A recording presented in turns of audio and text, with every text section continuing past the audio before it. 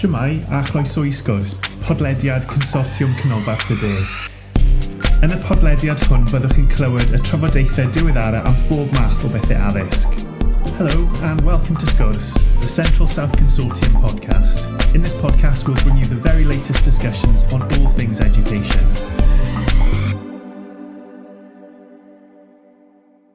Hello and welcome to the Central South Consortium podcast. In 2021, in collaboration with schools and universities in the region, we created a publication called 10 Ways to Support Initial Teacher Education in Schools. This is the 9th episode in a series of 10, each exploring one of the 10 ways that schools can offer the right kind of environment where both student teachers and school can flourish. The title of this podcast is Take an Interest in Student Teachers' Academic Work. My name is Sian Watkins and I would like to introduce you to Dan Newberry, who is a research champion working with student teachers at Tonyrefail Community School. Hi Dan, welcome. Hi Sian, good morning. Yeah, great, really good to see you. Research champion, that's an interesting title. What does that entail exactly? Yeah, it certainly is actually. It raises a few eyebrows with the name champion. And it's often a source of some good conversations. Essentially, the research champion role is a mentoring role, and it's linked to the assignment writing that the student teachers undertake whilst they're with us at the school. And I think the role really is just acting as the glue between the IT coordinator, senior mentor, and then the individual student mentors in all things to do with their assignment. So yeah, I use the word champion lightly. I think we should all be research and assignment champions, but that's the name we've gone with. Okay. Oh, that's really interesting. So what you're saying then, in essence, is we don't need a research champion in the school. Any mentor can do it, or yeah, absolutely. I think as a mentor, it should play as pivotal part as any other part of the mentoring role. Within a school, and if I could brandish that research champion across all of our mentors, then I certainly would. Yeah, and that's sort of my role really, is making sure that the research element or the assignment element in particular, is really front and centre, not only from a standards point of view, but just from the benefits that we get from that as a school as well. Okay.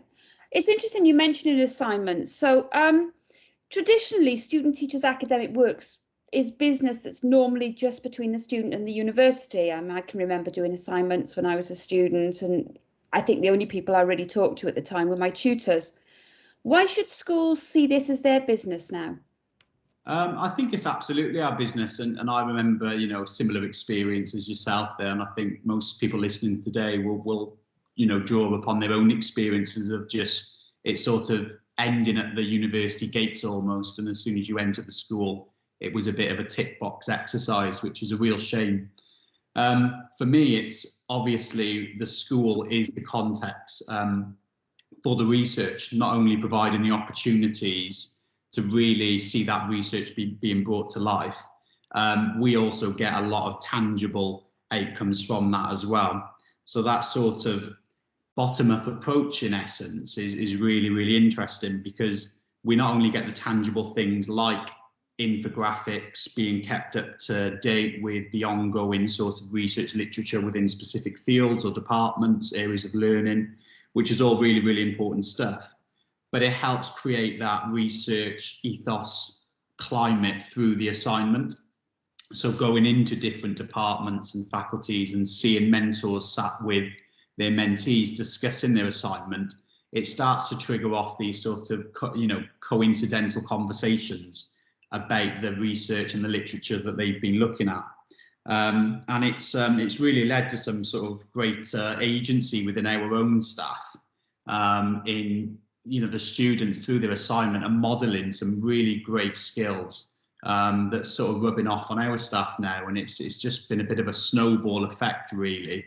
So yeah, it's our business completely, because we feel that the evidence not only can contribute to the assignment, it can contribute to all of the other bits of work that are going on around the school. So no, it's been absolutely brilliant to be involved in. Okay. So you talking about coincidental conversations, yeah. And you talk about the mentors talking with the students. That sounds really interesting. What practically then can mentors actually do to support student teachers? Maybe those conversations are part of it, but anything else? Yeah, absolutely. I think it's really important to value it, not only value the ethical side of things, and talk to their mentees about the ethics and their actual assignment titles, but also creating that safe space to really engage in some professional dialogue. And I think it's important as mentors to sort of leave your own prejudices or biases at the door, really, and be really open-minded and interested in the student's assignment. Feeling free to sort of share your own sort of experiences with assignment writing, even if it was all those years ago for some of us. But be really open and honest. But not only that, there's some real practical things that we can do and that have worked for us, such as directing the students to some of the key school documents, things like improvement plans, policies, things that, generally may be tucked away in a folder somewhere, but actually it's a really good chance to get them out and share and really add context to the student, so it brings the assignment to life. By then sort of embracing that challenge and affording them, the students, the chance to live out their assignment within the classroom. So encouraging them to sort of take risks if their assignment has touched upon certain things and they've found some really good take-home messages. I think as a mentor, it's really good to afford them the chance to live out that assignment and have a go at some of the things they may have learned through their assignment, of which there were plenty. But also really value, and I mean, there's many things, and we could ramble on, but protecting the time that they have to complete the work is a really important thing. And affording them the chance to chat with key staff with whom their assignment may be linked to. So, in our case, where there was a theme of an assignment around pupil voice, so we afforded some drop-in sessions where students could take their assignment not only to their mentor, but the mentor acted as a bit of glue, really, between linking the student to one of the deputy heads and assistant head teachers and the senior leadership team who was leading on pupil voice at that time. So it afforded them the chance to sit down, really, and discuss all things their assignment, but also the impact that the student's assignment was going to have on our school. And to witness that was really, really powerful. Not only did the student, come bouncing out of the room with a real spring in their step, the school senior leaders also thought, actually, this is really valuable work here that has since now transpired to us running our own inquiry projects ourselves. So, some real good benefits there. But and I guess to end on, it would be to nurture the excitement and don't quash it. When students come in and they're talking about their assignment, is to really get on board with that and share their enthusiasm and excitement. And I think as a school, by giving them that platform to go and practice what they've written about in their assignment is really, really powerful. It's really interesting. You were talking there about getting students to talk to an expert in the school. That seems like it could be a lot of work. Is it a lot of work to organise that, or? No, absolutely not. There's no expectation for mentors to even read an assignment if they don't want to. And I think that's really important to share. The last thing we would want it to do is impact on any time, and we know that is really precious. But equally, it's really important as well to also value it and talk through the ethical requirements. So it is about striking that balance. But in my experience, absolutely not. It's just about engaging with the assignment on whatever level that mentor can. But I think sometimes it's really easy as a mentor for the assignment just to fall to the bottom of the pile, and sometimes we may be focusing on the pedagogy and bits and bobs that we actually see in the classroom, and they're quite the quick fixes, if you'd like.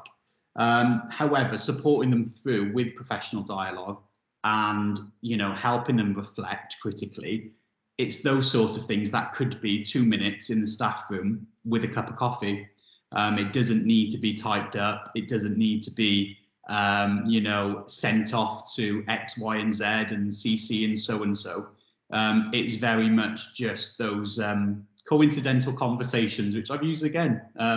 Probably said it wrong again, but it's those sort of things. So absolutely no extra time, but really, really rewarding. So yeah, I guess the short answer would be no extra time, which I'm sure everyone is pleased to hear. Always. So you talked about benefits. It's interesting. A couple of times now you've mentioned about benefits. Can you give us a bit more detail about what benefits schools actually get out of being more involved with student teachers' academic work? Yeah, again, I probably touched on a little bit, but the students act as a little bit of a research or assignment filter, if you'd like, in that their assignments not only are really tailored to the needs of us as a school, and it gives us the opportunity then for them to go off and almost create like a really good literature review and base of great sort of answers to questions that we've had. So it actually answers some of our professional itches through their assignment, which is great. It then affords us the opportunity for some real tangible things. A lot of the student assignments in our particular case have been transformed into infographics.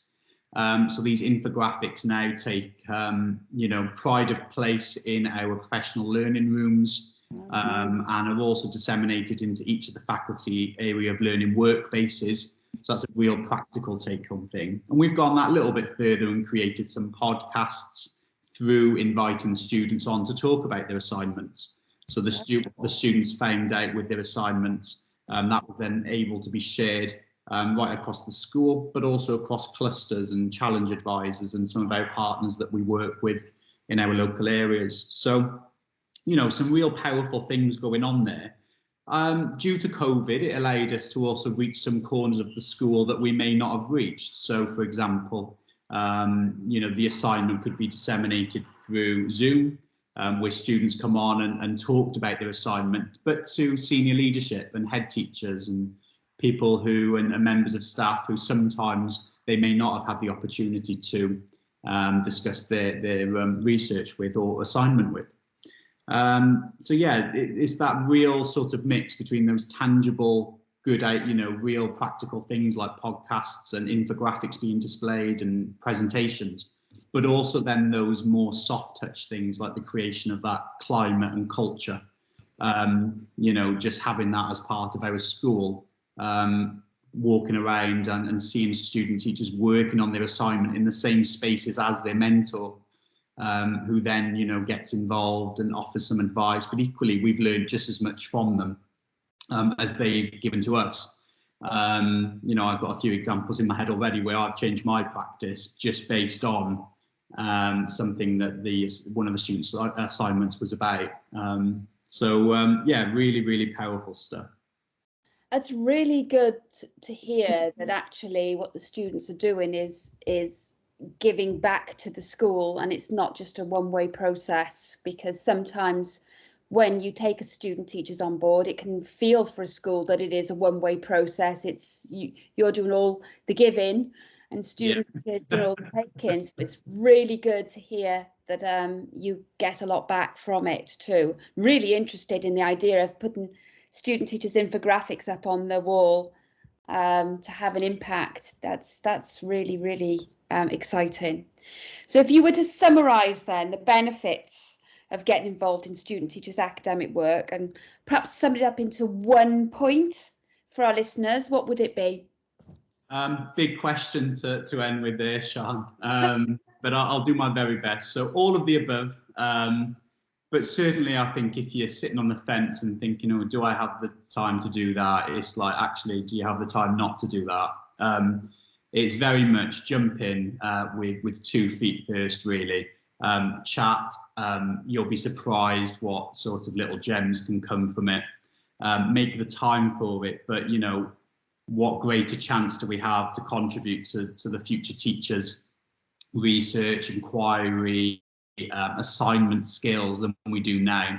And I think that by being afforded that opportunity to really shape our teachers of the future, And to quote one of my favourite quotes about planting trees that we'll never see, I think as a mentor to really know that in the next 20 to 30 years that you've played that role and this could be repeated somewhere else is really, really powerful. I think, you know, change is coming and time is moving fast. And I think, you know, engaging with this, these sort of assignments is so powerful on so many levels. And if nothing else, it's a great chance to sit down and reflect on your own practice, which unfortunately as teachers, we don't always get time to press that pause button. So yeah, use it as an excuse to press the pause button, but yeah, you'll actually get so much more from it than you'll ever imagine. I totally agree.